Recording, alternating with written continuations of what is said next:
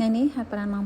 6ជួបអ្នកស្គាល់ជួប Hero កំពុងតែដោះទុកសត្វហើយឆ្លងថ្នល់ត្រឡប់ទៅផ្ទះវិញហើយក៏មកជួប Husky ជាមួយនឹងអាកូនទូចកំពុងតែឈរនៅជាប់គ្នាចំពោះអ្នកដែលធ្លាប់ហាត់ប្រាណប្រកាសជាដឹងច្បាស់អំពីអត្ថប្រយោជន៍នៃការហាត់ប្រាណហើយក៏ប៉ុន្តែ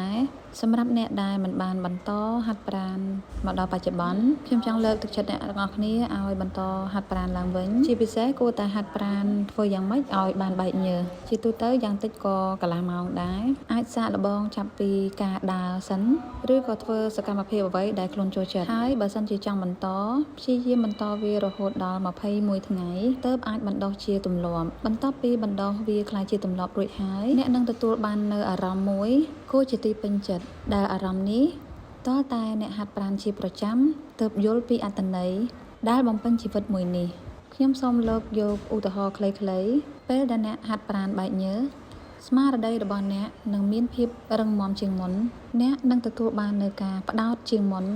អ្នកនឹងអាចស្វែងយល់ពីខ្លួនឯងបានប្រសើរជាងមុនតិចនិចមួយចំនួនត្រូវមានរំពាត់សម្រាប់ការពារឆ្កែព្រុសគួរតែរត់នៅខាងឆ្វេងដៃដើម្បីមើលឃើញឡានម៉ូតូដែលមកចំពីមុខរបស់លោកអ្នកការពារសុវត្ថិភាពអ្នកពីគ្រោះថ្នាក់មួយចំនួនដែលអ្នកមិនបានមើលឃើញដូចជាការបុកចំពីក្រោយដើរបញ្ច្រាស់បែបនេះលោកអ្នកអាចមើលឃើញច្បាស់ពីយានជំនិះដែលបើកបរចំពីមុខលោកអ្នកតែម្ដងលោកអ្នកអាចស្ដាប់